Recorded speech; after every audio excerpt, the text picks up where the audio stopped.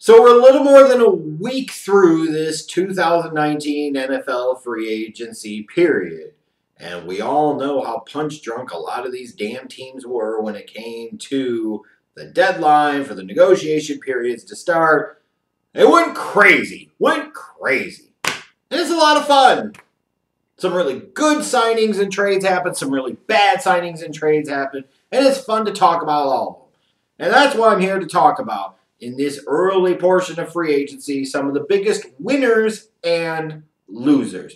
It's very subjective. You know, in a lot of ways, it's hard to truly evaluate or judge this, sometimes similar to a draft, because you haven't seen these guys actually take the field for their new teams. You haven't seen what their old teams have done to replace them or not replace them.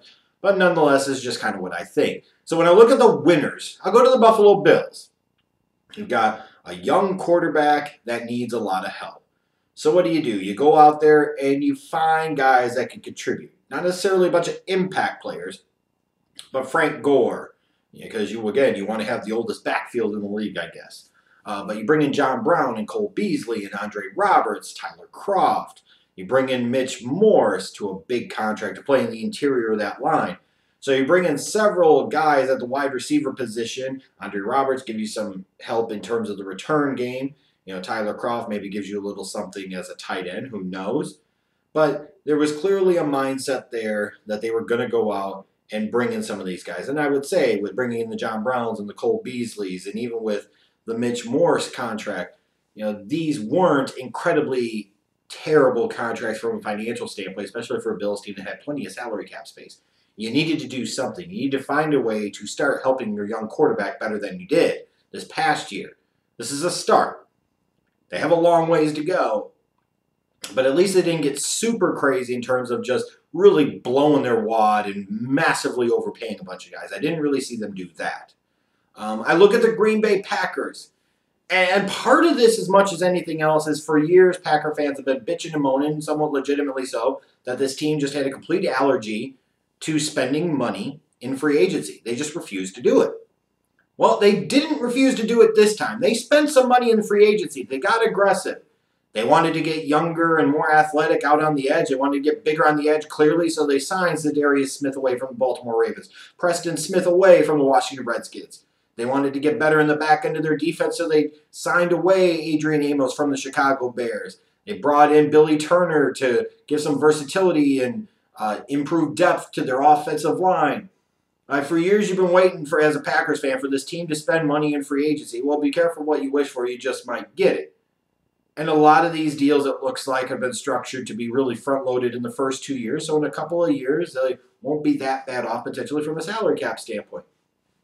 And while this team allowed guys like Randall Cobb and Clay Matthews to go, their time had come and gone, frankly, in Green Bay, and it was time to move on from them. And in the process, you bring in some younger players, you get some new blood and some fresh life into that organization, you kind of change the mentality and mindset a little bit. You needed to see the Packers be a little more aggressive in this offseason. That's exactly what they were. Whether it pans out or not remains to be seen, but they did what they had to do. They got out there and spent some damn money in free agency for a change. You look at the Oakland Raiders, all the knocks they had against them this past season, but I felt like they did relatively well in free agency. Sure, do I think they massively overpaid for Trent Brown? Yes, but their offensive line was pretty bad. Colton Miller sucks. So Trent Brown will be an upgrade somewhere on that offensive line at the tackle position. Tyrell Williams, I thought, was a solid signing. LaMarcus Joyner was a pretty good signing. You bring in Jonathan Hankins, another solid signing. But the biggest thing of all was to be able to take third and fifth round picks and turn them into Antonio Brown. You needed a difference maker. You needed somebody to help out your quarterback. You needed somebody that could be a star on that offense. And the Raiders got that, and in the process, only had to give up a third and fifth round pick to do so. When you have the opportunity to do so, you do that 100 out of 100 times. You have no choice. You must do it. And the Raiders did that. And I give General Manager Mike Mayock and Head Coach John Gruden a lot of credit. I feel like they have done so far relatively well for themselves this offseason, although it really comes down to what they do in the draft with those 3 first-round picks. But bringing in Antonio Brown, Tyrell Williams, Trent Brown, you would have to think that offense of the Raiders will be markedly better in 2019 with those 3 additions alone. And their defense, bringing in Hankins and Joyner, should be a little bit better. And we'll see again what they do with the rest of free agency and the draft. But to me, the biggest winners in the free agency period so far have to be the Cleveland Browns. You know, when you even think about it, you bring in Kareem Hunt, which a lot of people aren't going to say is, well, that's a big winner thing, but you get him for dirt cheap. You know, second half of the season when he's done with the suspension, he's a guy that you could bring in and he could spell Nick Chubb. Why the hell would you not do it? You bring in Demetrius Harris, a nice number 2 option at tight end. You bring in Sheldon Richardson. You know, nice work if you could get it. You trade away Kevin Zeitler off of your offensive line where the interior line is actually pretty good. You bring in Olivier Vernon, so you get a more complimentary edge rusher to Myles Garrett. Again, seems like a sound move. But the biggest move of all, obviously, is going out there and helping your young quarterback by bringing in Odell Beckham Jr. You know, granted, the price tag was significantly higher than what the Raiders had to pay for Antonio Brown, but the Browns needed a superstar on that offense. Like, they got solid players like Jarvis Landry and Nick Chubb and David Njoku and Baker Mayfield. But they really needed that dude. And Odell Beckham Jr. is that dude. And I'm sorry, when you've got a guy in his mid-20s, in the peak of his career, and you can give up a first and third round pick to get him, you do that every effing time. So you gave up a first, a third, and Jabril Peppers. Okay, too bad, so sad. And in the process, you potentially help your young quarterback, Baker Mayfield, take that next step. That's what matters. And the chances of you getting the first and or third round picks even combined to equal the production and impact of an Odell Beckham Jr. is slim to none. Let's be realistic. The Cleveland Browns needed to make a statement this offseason. Even though we didn't necessarily expect this statement to be made, it was the statement that was able to be made. And they had to do it, and I applaud them for doing so. They are the skid marks no longer. And then we look at the losers. Who would be the losers? The Washington Redskins. They trade for Case Keenum because, yeah, you want to see him and Colt McCoy battle it out at the quarterback position. Good grief. And then you give a strong safety like Landon Collins the type of money that you did. 6 years, $84 million, with 3 years, $45 million in guaranteed-ish money. That's a lot of money for a in-the-box safety. That's a market-shattering, market-changing contract. In a way, it felt kind of good because it's like Daniel Snyder strikes like he used to. It's the Redskins of old. You've got an incompetent owner and an incompetent guy calling the shots in Bruce Allen. It feels good. It feels comfortable. And while they didn't do a ton else in terms of the offseason, when you look at it, you say you gave that type of money to Landon Collins when, for all intents and purposes, you should feel like you're going to be a pretty bad team in 2019.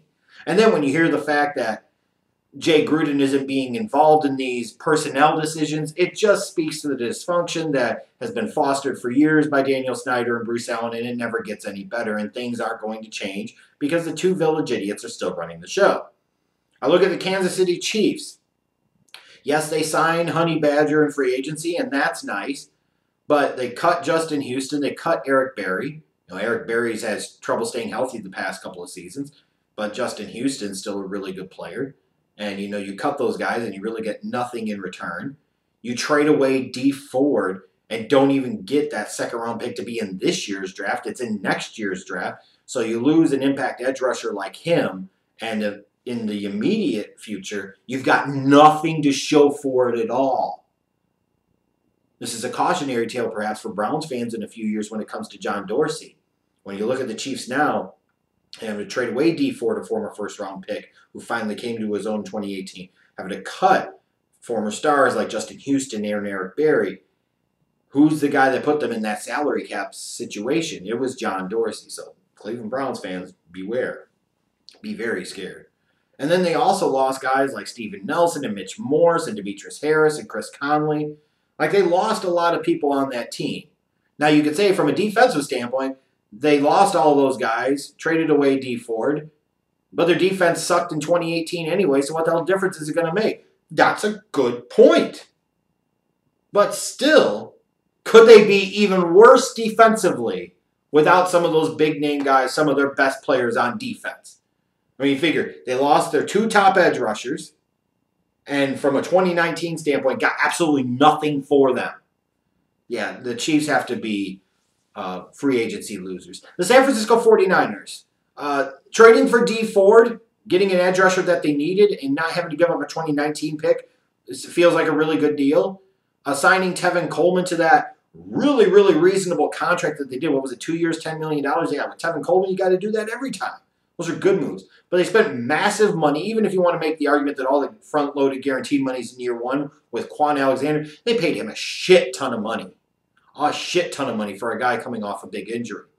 And then with all the cap space that they have, with the concerns that you have about what exactly Jimmy G is going to be long-term, you have the ability to go out there and get an Antonio Brown and or Le'Veon Bell, and you roll craps on both of them.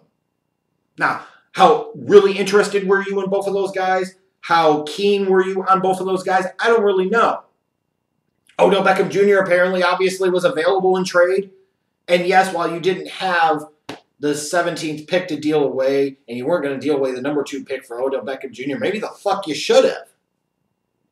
To me, I look at this for the 49ers, and when you had guys in their case, in their situation, you could have made a significant argument for them bringing in one or both of those guys. And in the grand scheme of things, they got nothing done. And I just don't really see where they got a whole lot better. I feel like they made some moves, tried to make some splashes, and I don't know how much of a difference it's going to make. And then finally, I get to the New York Giants. And let me say this, is that if your team's going to stink anyways, trading a player to get a first, a third-round pick, and a starting strong safety is not a terrible deal. To bring in Jabril Peppers and potentially have him for another 3 seasons at a fraction of the price of Landon Collins and what it would have taken to keep him isn't that bad of a deal. Odell Beckham Jr. may have very well worn out his welcome. He's a pain in the ass, so on and so forth. But in the grand scheme of things, I just look at this team and I'm just like, what in the fuck are they doing? That's what makes them losers. Dave Gettleman, what in the hell is going on here? You trade away Olivier Vernon, you bring in Kevin Zeitler. Okay, you're trying to improve the offensive line. That makes sense.